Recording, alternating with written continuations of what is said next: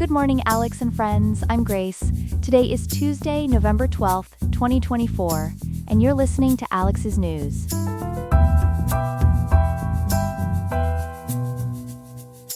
The high in Riverside today will reach 71.5 degrees with a low of 50.8, so it's a great day to spend some time outdoors. Coming up on Alex's News, we'll explore the potential changes in Washington following the Republican Party's victory in the House. We'll also examine the possible effects of Trump-era policies on California's protections for immigrant workers. Finally, we'll look at how the rise of virtual yoga classes could be transforming the approach to treating back pain. Stay tuned for these stories and more on Alex's News.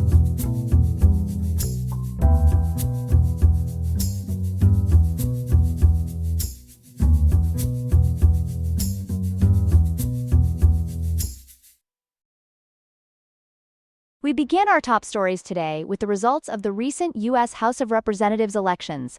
Joining us now with more details is our political correspondent, Ethan.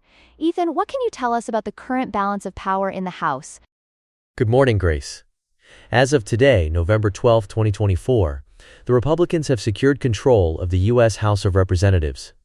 They've managed to win at least 218 seats, which is the minimum required for a majority. Currently, the balance stands at 220 Republican seats to 212 Democratic seats, with 3 vacancies.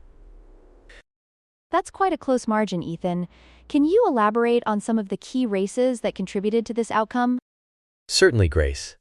Several close races across the country played a crucial role in determining the final result. For instance, in Arizona's 1st Congressional District, Republican David Schweikert won his 8th term by defeating Democratic challenger Amish Shah. Meanwhile, in Arizona's 4th Congressional District, Democratic Representative Greg Stanton managed to hold on to his seat against Republican Kelly Cooper.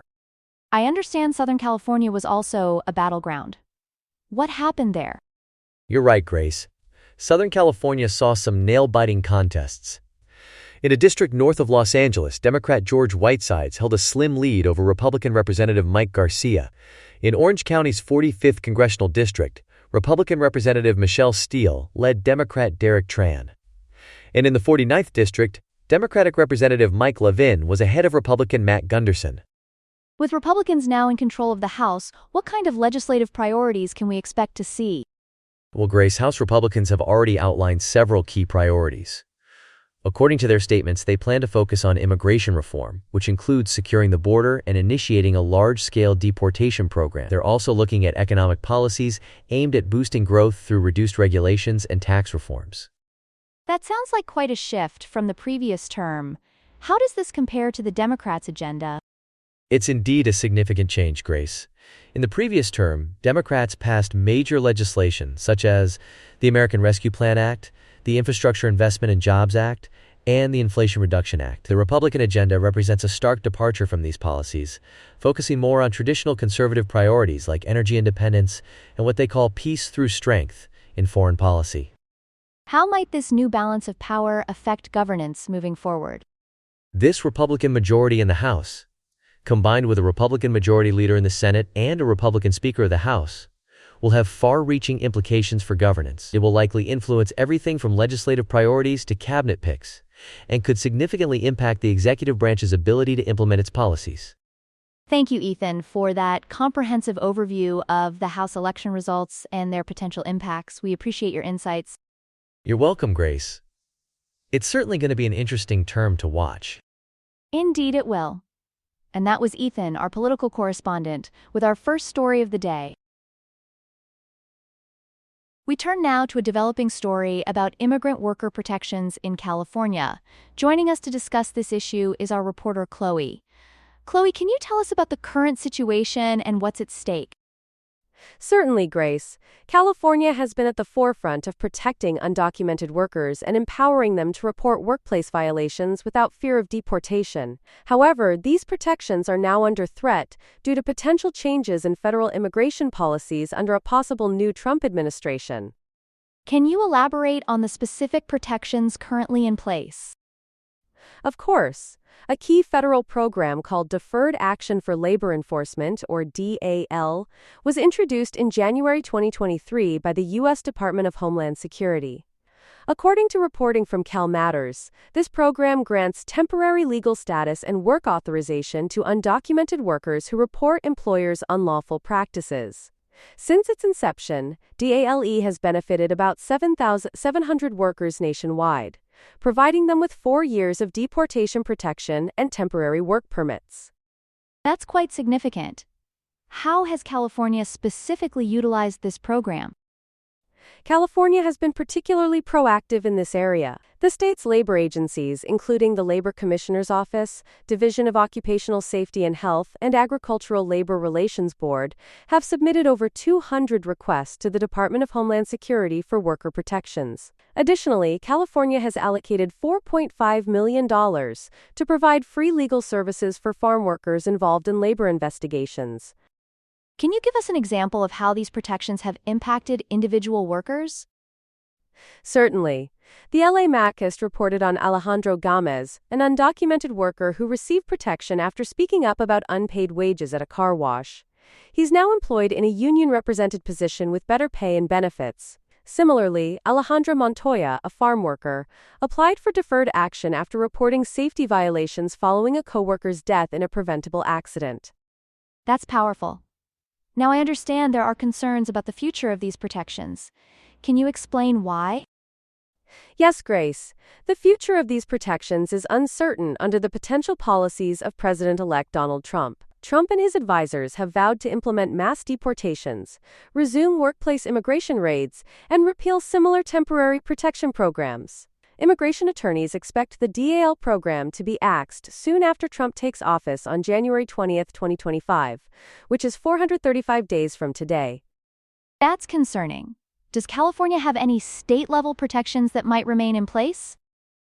Yes, California does have its own robust state laws protecting undocumented workers.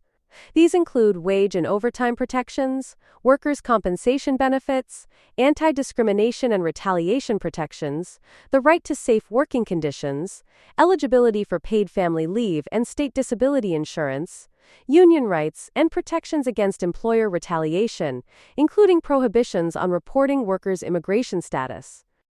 That's quite comprehensive. But how might changes in federal policies impact these state-level protections? While these state-level protections may remain in place, changes in federal policies could significantly impact their effectiveness. Stricter federal immigration enforcement could increase the risk of employer retaliation and create a climate of fear among undocumented workers, making them less likely to report labor violations. The Napa Valley Register has reported that evidence suggests stricter immigration enforcement does not reduce labor violations against undocumented workers, but instead makes them more vulnerable to exploitation. This certainly highlights the complex interplay between state and federal policies. Thank you, Chloe, for this comprehensive report on the challenges facing undocumented workers in California. You're welcome, Grace. It's a developing situation that we'll continue to monitor closely. Thank you, Chloe. We'll be sure to keep our viewers updated as this story unfolds. Now, let's move on to our next story. Here are some other headlines. Ruben Gallego has made history as Arizona's first Latino U.S. Senator, defeating Republican Kari Lake in a closely watched race. Gallego, an Iraq War veteran and 5-term House member, ran on a platform of immigration reform, veterans' rights, and protecting women's reproductive freedoms. Israel has missed a U.S. deadline to boost humanitarian aid to Gaza, according to aid groups. Despite some increases, Israel has not met the benchmarks set by the Biden administration, including allowing 350 aid trucks per day into Gaza. The humanitarian situation in the region continues to worsen. Major world leaders are notably absent from the UN climate talks in Baku, Azerbaijan. Leaders from the U.S., China, India, and France are not attending COP29. However, other leaders, particularly from small island nations and African countries, are present to discuss critical issues like climate finance and clean energy transition. A Dutch appeals court has overturned a landmark climate ruling against Shell, stating that while the company has a duty to limit emissions, there isn't sufficient consensus on specific reduction percentages for individual companies. Environmental groups expressed disappointment, while Shell welcomed the decision. In a tragic incident in Zhuhai, China, 35 people were killed and 43 injured when a 62-year-old man deliberately drove his vehicle into a crowd at a sports center. The attack occurred on the eve of a major aviation exhibition. The driver has been detained, and investigations are ongoing. We're turning now to a fascinating new study about managing chronic back pain. Joining us to discuss this is our health reporter, Ethan. Ethan, what can you tell us about this research? Thanks, Grace. The Cleveland Clinic has just released the results of a groundbreaking study showing that online yoga classes can be incredibly effective for people suffering from chronic low back pain. That's interesting, Ethan. Can you give us more details about the study itself? Certainly. This was a 24-week randomized clinical trial conducted from May 2022 to May 2023. It involved 140 adult participants, mostly women, with an average age of 48. All participants were members of Cleveland Clinic's employee health plan from Northeast Ohio and Florida. How was the study structured? The researchers divided the participants into two groups, a Yoga Now group and a Yoga Later control group. The Yoga Now group participated in 12 weeks of live-streamed, 60-minute virtual Hatha yoga classes, twice a week. This was followed by a 12-week monitoring period. The control group continued with their standard medical care and was offered non-study yoga classes after the trial ended. And what were the results of this study, Ethan? The results were quite remarkable, Grace. The yoga group experienced 6 times greater reductions in pain intensity scores compared to the control group. They also saw 2.7 times greater improvements in back-related function, a 34% decrease in pain medication use, and a 10-fold improvement in sleep quality. What's more, these benefits were sustained throughout the entire 24-week follow-up period. That's impressive. Were there any concerns about safety with these online classes? According to the Cleveland Clinic researchers, the virtual yoga program was found to be safe and feasible. Adverse events were uncommon and not serious. Only a few participants reported temporary exacerbation of back pain or other minor issues. Can you tell us more about the type of yoga used in this study? While the study didn't provide a detailed list of specific poses or techniques, it emphasized that the classes were designed to be safe, gentle, and easy for participants who may have had no prior yoga experience. The program included a manual with yoga and breathing exercises specifically developed for individuals with chronic low back pain, along with a handbook and videos for home practice. How does this virtual approach compare to traditional in-person yoga classes? That's a great question, Grace. The study found that the virtual delivery method was just as effective as traditional in-person yoga in reducing pain intensity and improving back-related function. The flexibility of virtual classes, including the availability of recorded sessions for later use, actually enhanced the feasibility and effectiveness of the program. This sounds like it could be a game changer for many people. What are the broader implications of this study? The study supports the use of virtual yoga as a viable, non-pharmacologic treatment option for chronic low back pain. This aligns with clinical guidelines that recommend non-drug therapies as first-line treatments. The researchers are planning to expand this study to include a more diverse patient population from multiple health systems to confirm the broader applicability of virtual yoga therapy for managing chronic low back pain. Thank you, Ethan, for bringing us this fascinating health news. It's certainly something for those suffering from chronic back pain to consider. You're welcome, Grace.